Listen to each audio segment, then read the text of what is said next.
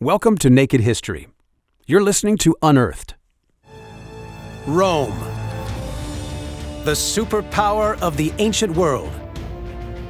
Why did this spectacular civilization collapse? It is a great mystery what happened at the end of the Roman times. Ancient writers claim a fierce tribe called the Huns attacked the empire in its dying days. But what part did they actually play in bringing it down?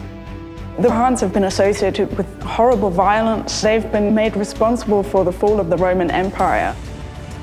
Now, extraordinary discoveries from one city reveal the devastating events that ripped apart the Roman world, and the true role of its greatest enemy, Attila and the Huns.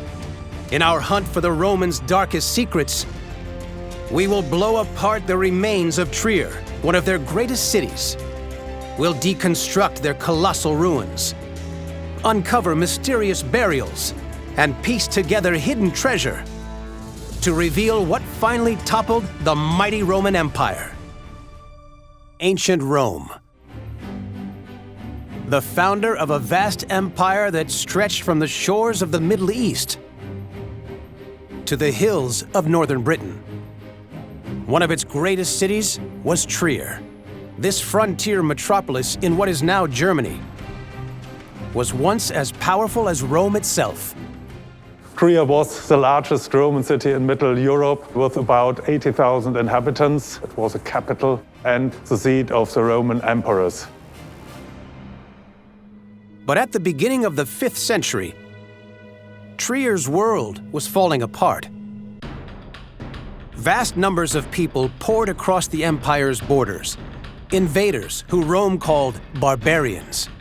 One man's name was feared above all others, a warrior called Attila, leader of a fierce nomadic tribe called the Huns. The Huns have been described as barely human, as more like animals than part of civilized society. Attila's ferocity was legendary. But how much damage did barbarians like him really do to this ancient civilization? Now, investigations from Trier could shed new light on the biggest mystery of all. What really brought down the Roman Goliath? Cities like Trier were the empire's first line of defense, designed to keep out barbarian invaders. At its heart lay one of 4 massive gatehouses, made from giant stone blocks. This citadel was 4 stories high. At the top, defensive towers dominated the landscape. And at either side, a 20-foot-high wall encircled the entire city. Can the fate of this mighty metropolis reveal why Rome's world came crashing down in the age of Attila? Attila invaded the empire in the year 451 AD. Many experts assume that he attacked the city of Trier. But today, historians know very little about his campaign or his people. The Huns really are an archaeological mystery. They're almost invisible. So who were the Huns? And what made them so terrifying? The answer could lie 80 miles from the Roman ruins of Trier, in the ancient forest near the town of Rulzheim. Here, an illegal dig uncovered a mysterious treasure trove. Archaeologist Dr. Ulrich Himmelmann thinks it could provide a rare glimpse into Attila's reign of terror. They include leaf-shaped brooches covered with gold and bowls studded with jewels. Hiding among the remaining objects lies a priceless artifact. Silver-plated chains and clasps linked together to form the framework of an exquisite folding silver chair. It's an extraordinary discovery. So who owned this incredible treasure? And could it reveal what Attila and the Huns were really like? Ulrich deciphers this extraordinary find back at his archives. Ich persönlich habe sowas noch nie gesehen. All these objects date to the end of the 300s and the 400s. Their beauty is breathtaking. But to Ulrich, the dismantled silver chair stands out from the rest. This Roman chair is dazzling and highly valuable, yet it was found in pieces. The illegal excavation seems to have wrecked a lot of the artifacts. But Ulrich thinks most of the damage was actually done in Roman times. Someone brutally smashed these objects apart before burying them. That means the last person to own this chair was only interested in the value of its silver. These cut marks suggest that this hoard was treated as loot, but who buried it? A clue lies with some of the other artifacts. It becomes clear these other items have come from lands far beyond Roman borders. Finding objects like these inside Roman territory is a complete surprise. Who owned all this treasure? Historical accounts describe lavish tableware like this at the court of Attila himself. This key item suggests that the entire hoard once belonged to the Huns. Roman writers describe the Huns as nomads, driven by a lust for gold and loot. The way this stash was buried suggests that the Huns raced through this area in a hurry. The Rulzheim hoard contains over 100 items. Each of them can be tied to lands the Huns invaded. The Huns were horsemen who prized agility and speed. The more success they had, the more spoils of war they needed to carry. Nomadic in nature, the Huns were used to life on the road, constantly shifting to find new lands to graze their horses and cattle. But their warriors relied on moving fast and traveling light. It's possible Attila and his men quickly hid loot in Rulzheim as they swept into the heart of the empire. This buried treasure could be evidence of Attila's mysterious people as they attacked Rome's borders. It reveals how, at that time, the Roman world was starting to collapse.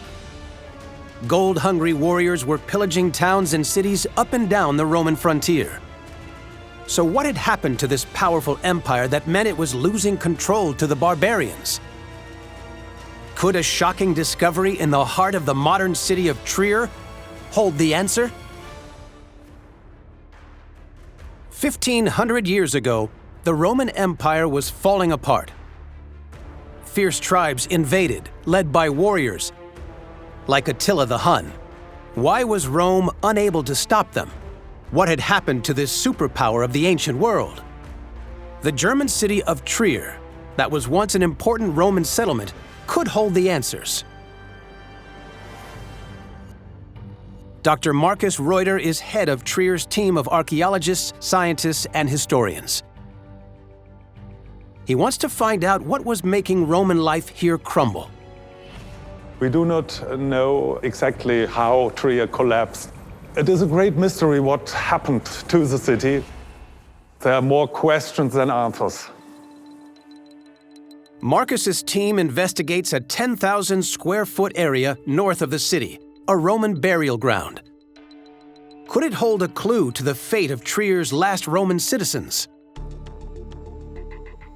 Hidden beneath the modern city, the dense clay soil is perfect for preserving bones.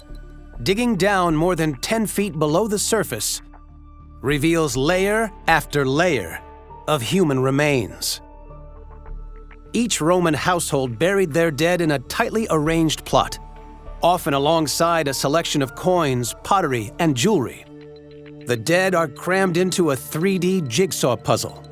So how many people were living in Trier when the barbarians attacked? And when did they all die? It's fantastic for me and for my colleagues to work here. Every day we find new objects, new graves and something more. Marcus joins the team on their 12th excavation north of the city wall. Each dig reveals hundreds of bodies. The colleagues find about 150 graves in this part, but it's only a small piece of a much larger cemetery with thousands of graves. The overall size of the cemetery is staggering. Marcus discovers that Trier, in its Roman heyday, was a crowded metropolis. But in the 500s, after the age of Attila, it was a shadow of its former self. In Roman times, there were about 80,000 inhabitants in Trier, But in medieval times, there were only about 5,000 inhabitants. So was a series of bloody attacks responsible for this dramatic decline? Or was something else behind the fall in the city's fortunes? Trier thrived for over 400 years, sitting near the frontier of the Roman Empire. It bordered lands occupied by fierce barbarian tribes. Ancient historians say that Rome and Trier suffered assaults from these barbarians, time and time again. One of the most devastating attacks in this area was in 451 AD, when Attila's Huns rampaged across Europe. But is the decrease in population really related to repeated invasions by hostile tribes? To find out, Marcus needs to work out exactly when the population fell, and if it corresponds with the time of the invasion. The burial plots are incredibly dense. This makes it difficult to know which bones belong to which century. The key to dating these remains is not the bodies themselves, but all the items buried with them. The team uses the grave goods to date each burial. This helps them build up an image of how many people died in each century. It's a great problem to deal with the enormous finds. We have much more excavations inside and outside the city, and there are hundreds, thousands of objects, of pottery, of coins, of stones, and much more. The dig team sends all their finds here, Trier's cavernous storage depots. Every single item, human remains or grave goods, is categorized and boxed up, ready for further analysis. All these boxes come from one excavation last year. It was a small area, but we found over 350 Roman graves. Sifting through the finds is a mammoth task, but Marcus makes an incredible discovery. Trier's population seemed to simply disappear about 100 years before Attila was even born. Most of them are dating in the 1st and the 2nd century AD. Some of them are dating in the 3rd century AD. So where are the 4th and 5th century people? We don't know. It's a great mystery, and we're still looking for these people. So why did thousands of citizens apparently desert this great city and others like it? Could the answer lie with the man who once ruled from these magnificent buildings? The Roman Emperor himself. The mighty Roman Empire, the superpower of the ancient world. Trier, in present-day Germany, was one of its greatest cities. But why did many of its people disappear before the fall of the empire? And what can it tell us about Rome's collapse? Archaeologist Georg Breitner believes a clue to the city's sudden drop in population lies with its greatest citizen, the emperor. For decades, Trier was his home, as powerful as Rome itself. Trier was in this time as important as Rome because of the presence of the emperor. For these few years, Rome was in Trier. Georg explores the city's imperial basilica. Today it's used as a church, but it was built as an audience hall for the emperor.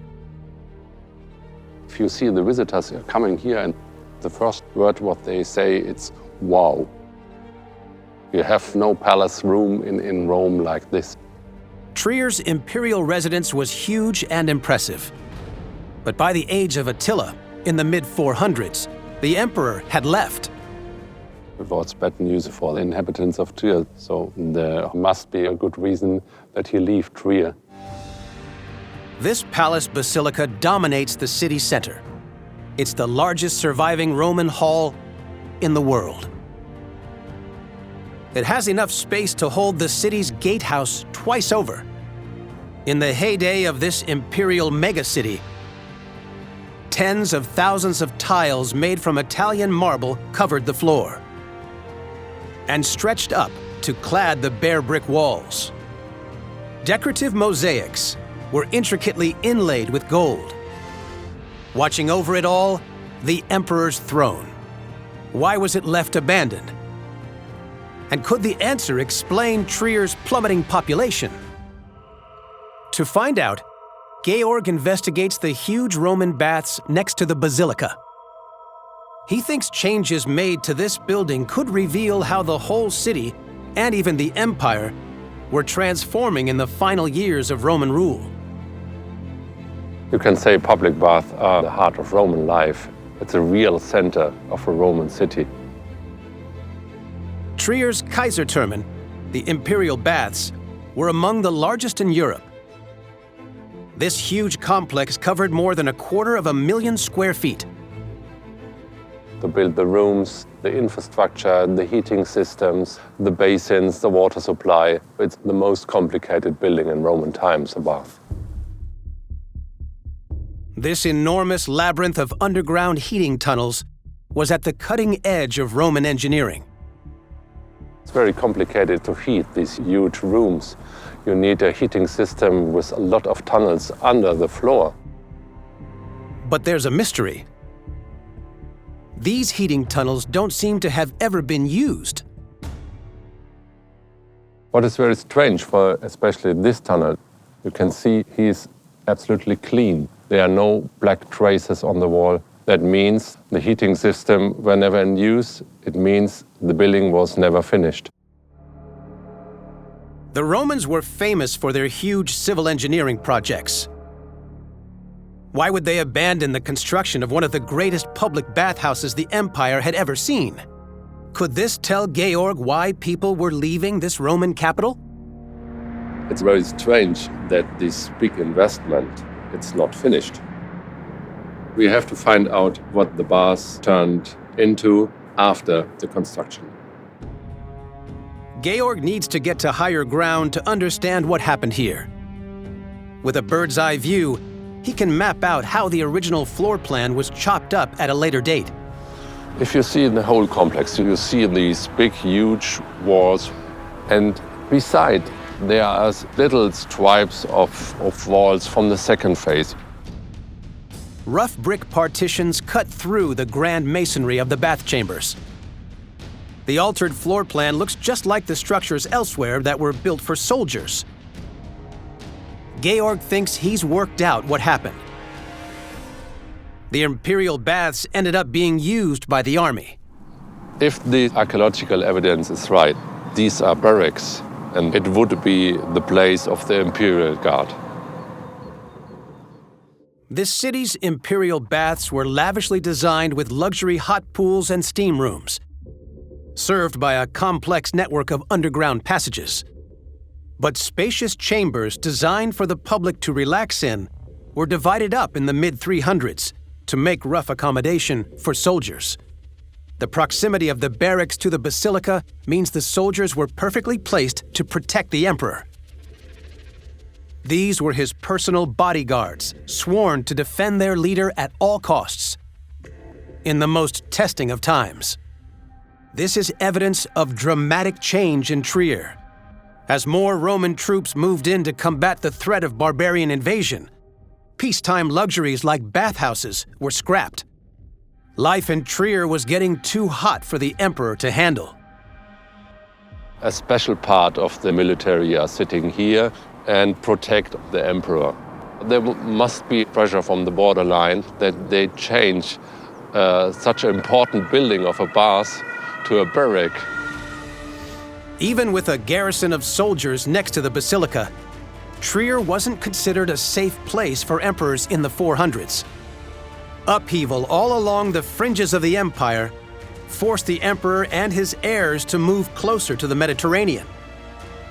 This might explain why so many people drifted away from Rome's cities.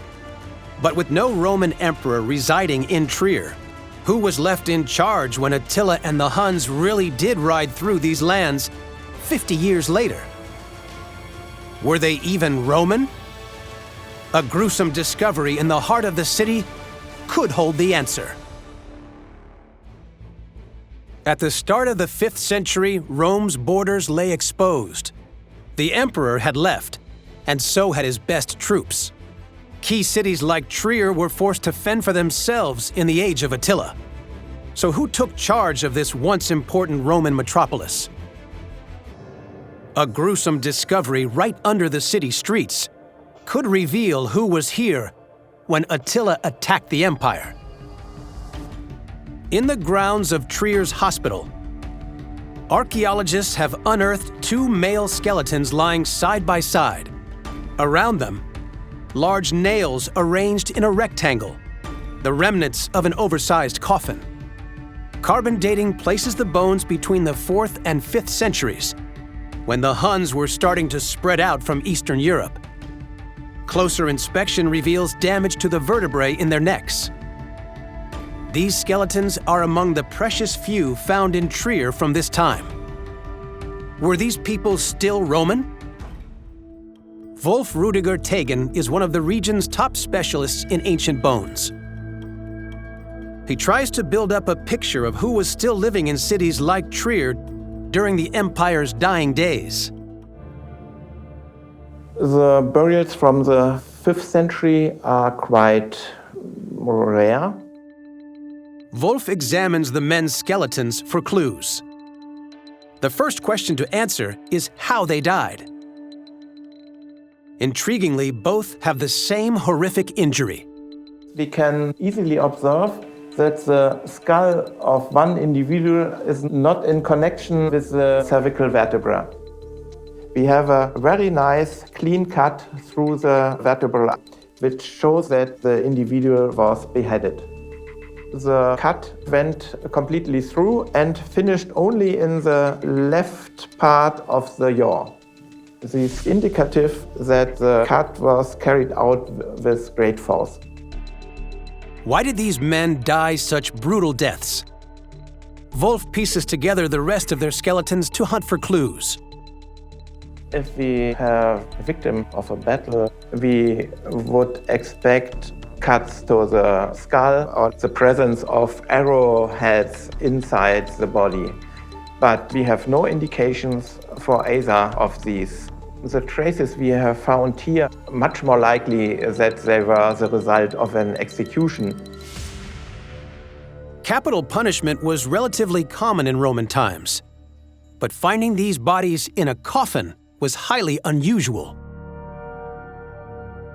I don't know any directly comparable case, because due to Roman law, every executed individual has lost their right for burial. In Roman cities, criminals didn't usually get the luxury of a funeral. But for Wolf, the biggest surprise of all is not how, but where they were buried. This tiny black rectangle is where the double burial was discovered. All this area here was inside the city walls. The skeletons were found east of the Mosel River, unearthed during the construction of a new hospital building. The grave, when plotted on an ancient map of Trier, reveals the double coffin was buried in the heart of the city. The grave site is highly unusual because burials inside these city walls were strictly prohibited. The same rule applied across the entire Roman Empire. Almost the only exception made was for emperors themselves. Why these two people were buried inside the city of Trier, we cannot say. By the 400s, it seems most of Trier's population had deserted.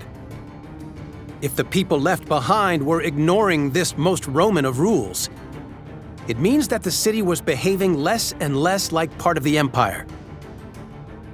Trier was crumbling long before Attila was on the scene. But 400 years of Roman rule had left cities like this with massive fortifications. These defenses should have been more than a match for barbarian tribes. Why were these walls no longer enough to protect the citizens of the empire? Could the answer lie hidden within this city's massive gatehouse?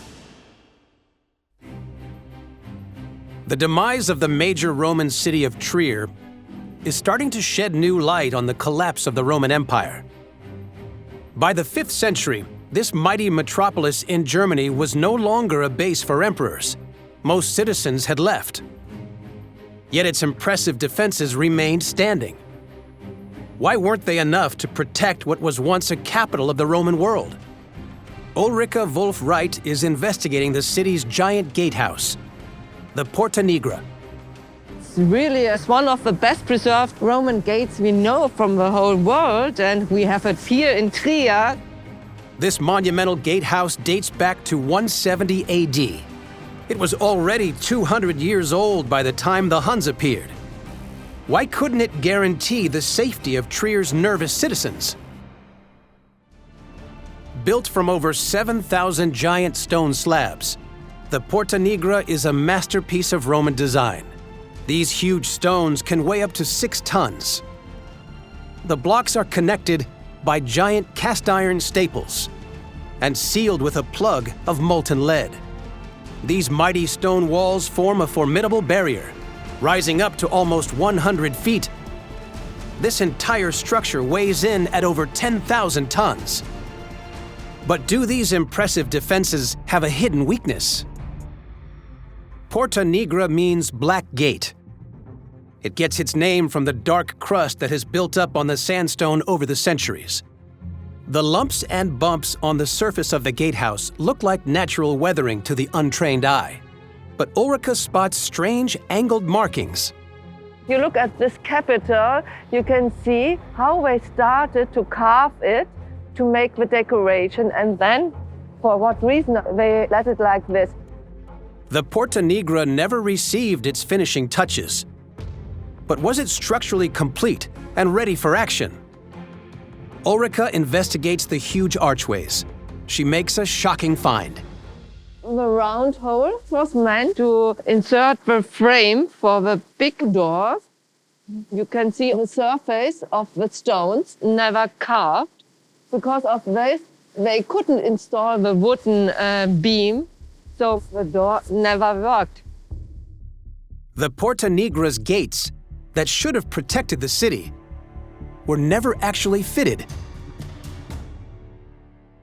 I can't understand why we made the holes first and never finished the door construction, so it makes no sense.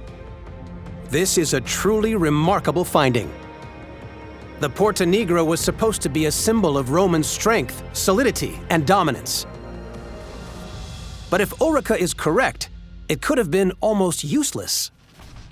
Suddenly, the key element of Trier's defenses appears to be its weakest link. If the gatehouse needed extra soldiers to protect it, the rest of the city defenses could have been left unguarded. Trier might have been able to repel small hit-and-run raids, but as the Roman frontier broke down, larger invasions posed a serious threat. Attila had an estimated 50,000 men on horseback. Rome's greatest enemy would have overwhelmed this city. Ulrika believes defense was not the main purpose of this massive gatehouse. In the time they built it, they didn't have the need to defend the city because there was no threat. The value of the building was to say, here, we are a strong city, we have enough money to build a gateway like this. Originally, Trier's best defense wasn't a high wall or a mighty gatehouse. It was the appearance of power. Cities like this were designed to promote Rome's sense of greatness. But with little to protect them, people started to leave. And those who remained seemed to act less Roman. Did some people even welcome the invaders instead of resisting them? Could the answer lie with human remains found over 500 miles away, in the land of Attila and his Huns? In 451 AD, Attila the Hun launched a major invasion of the Roman world. But this empire was already coming to an end. Cities like Trier were in huge decline, their people disconnected from a distant emperor. But did the Huns who were attacking the empire also contribute to its fall in a very different way? The answer could lie hundreds of miles to the east, Hungary. Attila's base of operations in Europe. In the 400s, this was a wild land, beyond Rome's borders. Could it reveal more of Attila's secrets? The Huns are kind of an archaeological mystery. Historically, we know that they had an enormous impact on this part of the world, but archaeologically, they're almost invisible. In the capital city, Budapest, archaeologist Suzanne Harkenbeck searches for evidence that Huns and Romans might have coexisted peacefully in many places. She examines some very strange human remains. One thing that is associated with Huns is skull modification. A tradition that set Huns apart from Romans was their practice of binding the heads of their children. This caused them to grow to a point at the back. When you look at this skull, it doesn't look like you or my skull normally looks like. They used quite tight bandages to bind the shape of the skull of babies to give them this elongated forehead and high crown of the head. Suzanne uses the latest technology to measure the chemical makeup of human bone. She compares skeletons found buried in Hun territory with those found 100 miles away in Roman lands. She suspects that in the age of Attila, the two groups were actually turning into one. Incredibly, Suzanne is able to take a minute amount of bone and teeth from someone who died over 1,500 years ago and work out where and how they lived. Let's say if this person moved around during the time when their wisdom tooth was formed, they might end up with different isotopic signatures in this tooth and in this tooth.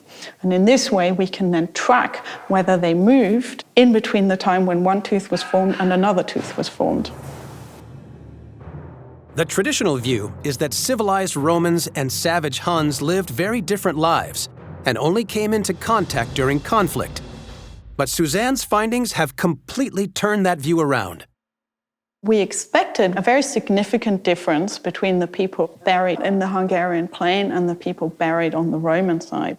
But actually, it turned out that they were quite similar. Suzanne's work reveals that by the 5th century, the Romans were moving around just as much as the nomadic Huns. Even their diets were similar. There were people on either side of the frontier that were engaged in farming, but also in nomadic animal herding. That was the case irrespective of whether these people lived on the Roman side or far out in the Hungarian plain. The results prove that in the 50 years before the reign of Attila, the border was not always a place of war. The lifestyles of some Romans and Huns were merging. The Roman Empire was losing its identity and its grip on its people. This kind of mixing of lifestyles showed us very clearly that we can't say, here were the Huns and they were awful and violent. Instead, we see that people appear to have mixed quite a lot. They appear to have learned from each other. They adapted to each other's lifestyle. It appears the Huns' greatest impact on Rome wasn't from their marauding raids. It was from the social upheaval they caused. This new evidence suggests very strongly that the Huns had a huge impact on the populations along the late Roman frontiers. As the Huns' territory grew, they also displaced other barbarian tribes, forcing them to spread into Roman lands. Attila the Hun was one of the greatest warlords of the ancient world. But by the time he and his armies crossed the Rhine, cities like Trier were already changing. Later historians mostly blamed Rome's misfortunes on villainous figures like Attila's Huns. The Huns, over the course of history, have received a really bad press. They've been described as barely human, as more like animals than part of civilized society. In reality, it wasn't the swift and savage attacks of warriors like Attila that caused Rome's borders to crumble. It was the blurring of the distinction between Roman and barbarian. All along the late Roman frontier, the cities lost their connections to the Mediterranean core of the empire. They had to depend upon themselves and had to be much more self-reliant. So when we think of the end of the Roman Empire, we shouldn't think of it as a sudden shuddering end, but rather it seemed that there was a kind of gradual wearing down of the frontiers, a gradual change of lifestyle along the frontiers. The true story of the Roman Empire's final days is becoming clear. For the 5th century, we know that there was a mixture of population. Slowly, people moved to other towns or to other regions. The fate of Trier was a story repeated all along the frontier. In every province, you can see how people changed. So Trier is really the symbol of what happened in the whole Roman Empire. Trier had been a wealthy metropolis, the greatest Roman city north of the Alps.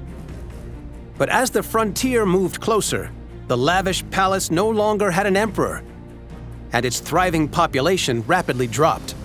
Trier was never built for war. It was always a symbol of Roman power. Even its mighty Roman gatehouse, still standing after 2,000 years, was left open from the start. When the great Attila the Hun swept past Trier, the city that was once the center of an empire had already surrendered its position as Rome of the North. Naked History is brought to you by Element 18. If you enjoyed this podcast, please leave us a comment below and subscribe to our channel for new videos every week.